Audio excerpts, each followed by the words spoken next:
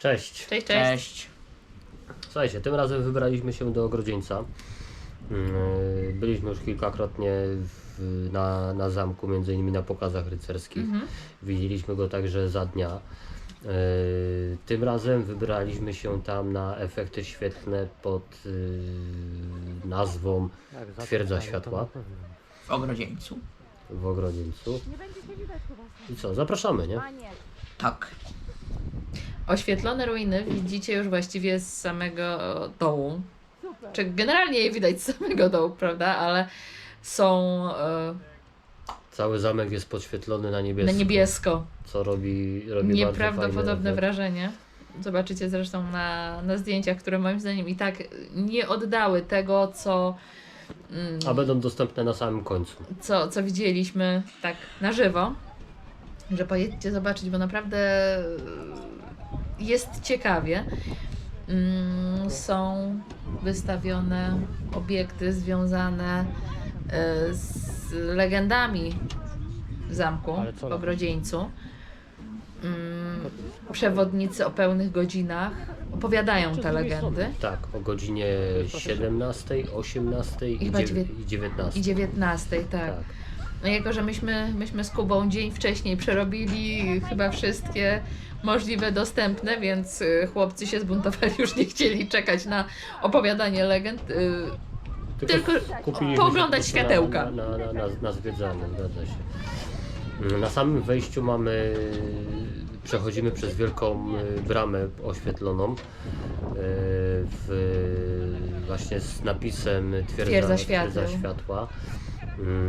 Następnie udajemy się w stronę karocy wraz z koniem poświetlanym. Tak, prosiłam Sławka, żeby mi zrobił zdjęcie, wyszło jak zwykle. Świąteczna karoca. W międzyczasie widzimy figurkę kata. Nie kata, tylko mistrza mało dobrego. Aha, no okej. No to coś powiesz o mistrzu małodobrym? Co mam mówić o mistrzu małodobrym? Ja wolę z żadnym mistrzem małodobrym nie zaczynać. Zabija ludzi. Dostałam od jednego mistrza małodobrego w Złotym Stoku coś bardzo cennego, do innych już nie podchodzę, bo mogą mi tego nie dać. A co? Wolność. Wolność. legendy, tak?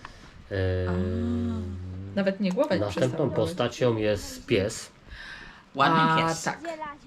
Z psem, z czarnym, ogromnym psem, ciągnącym za sobą 3-metrowy łańcuch jest związana jedna z legend tegoż zamku.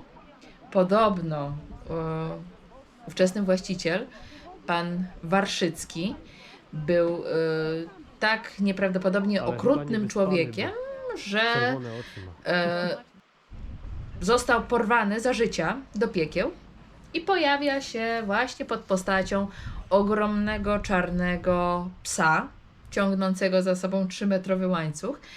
Następnie już pokonujemy bramę, którą strzeże 2 strażników i dostajemy się bezpośrednio na dziedziniec zamkowy. Gdzie również są postacie podświetlone, między innymi postać tej osoby, która studnię kuła. Aha, Anselma z Józefowa, to jest kolejna legenda. Tym razem inny już właściciel, Stanisław Bonner, był u niego powiedzmy na służbie, tak, wojak, a właśnie Anselm z Józefowa, który no bardzo chciał już być u siebie w domu, miał piękną młodą żonę, no tęsknił za nią, tak? I pan Bonner powiedział, że tak, jak najbardziej, tylko musi wydrążyć studnię w skale. Anselm przystał na ten warunek. Studnię drążył nie dzień, nie 2, dlatego że to była lita skała, więc zabrało mu to całe lata. W międzyczasie jego żona została uprowadzona i sprzedana jako nierządnica. A Anselm sam się zestarzał. W końcu któregoś dnia dokopał się do wody. Pojawiło się lustro wody. Stanisław Bonner powiedział, że no tak, zgodnie z umową może go zwolnić ze służby. Tylko w momencie, kiedy biedny Anselm wydostał się z tej studni na powierzchnię, zmarł. I w tym momencie zniknęła cała woda, która się w tej studni pojawiła. I legenda mówi, że Anselm zabrał ją ze sobą. Następnie przemierzając dziedziniec, dochodzimy do lustra, które wydaje... Bardzo wesołego zresztą. Bardzo wesołego lustra, możecie właśnie to zobaczyć na filmie. Lustro.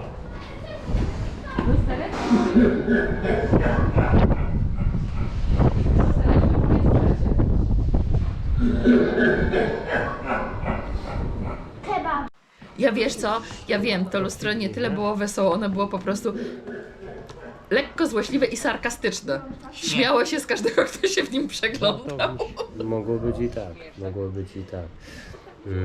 Następnie już po minięciu lustra znowu przechadzamy się po krużgankach dobrze, dochodzimy do pomieszczenia, gdzie jest biała dama. O, to i tutaj się kłania kolejna legenda. Smutna. Bardzo smutna, o bardzo nieszczęśliwej miłości.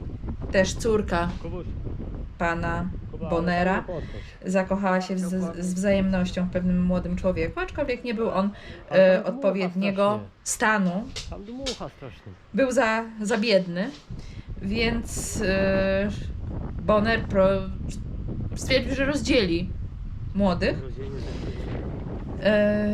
Nie pomagały różne próby, więc napisał w imieniu Olimpii, właśnie swojej córki, list do tego młodego rycerza,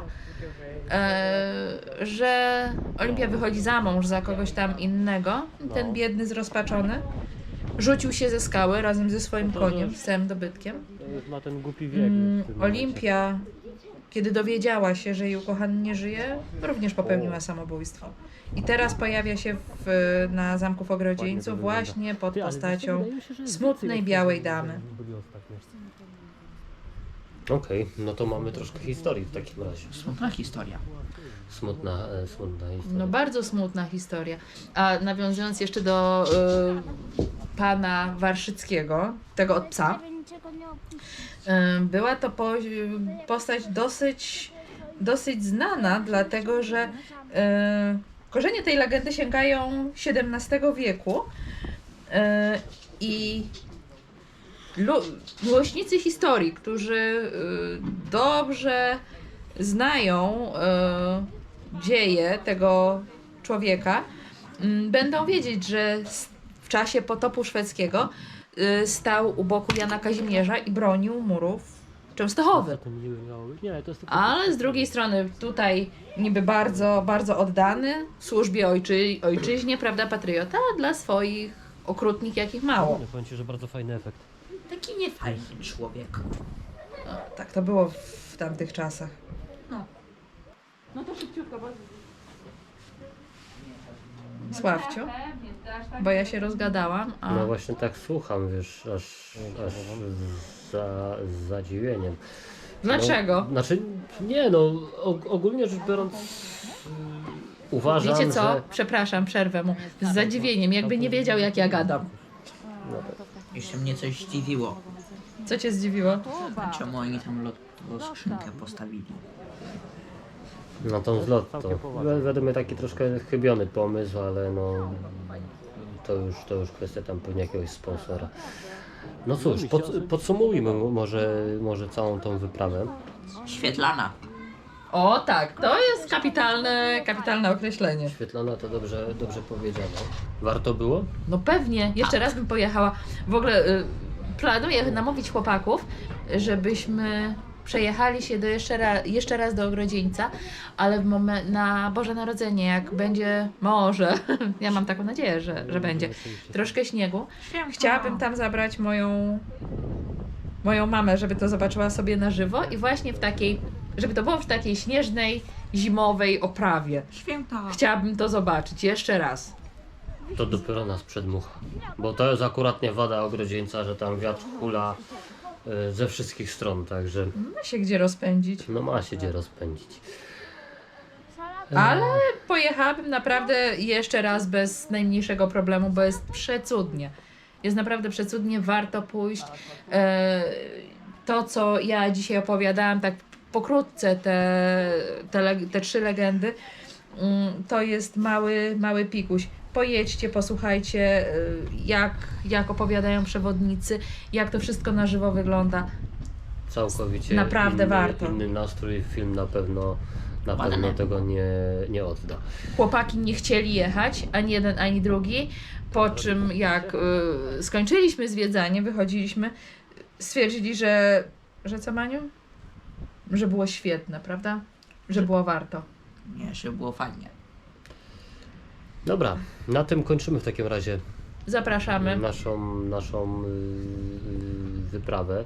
Zapraszamy Was do obejrzenia zdjęć na końcu filmu, które w jakimś stopniu obrazują to, co widzieliśmy. Nędzny ułamek oddają tego, co jest w rzeczywistości. Jak będziecie mieli okazję, zobaczcie na własne oczy, zdecydowanie warto. Trzymajcie się, cześć. Hej, hej! Cześć.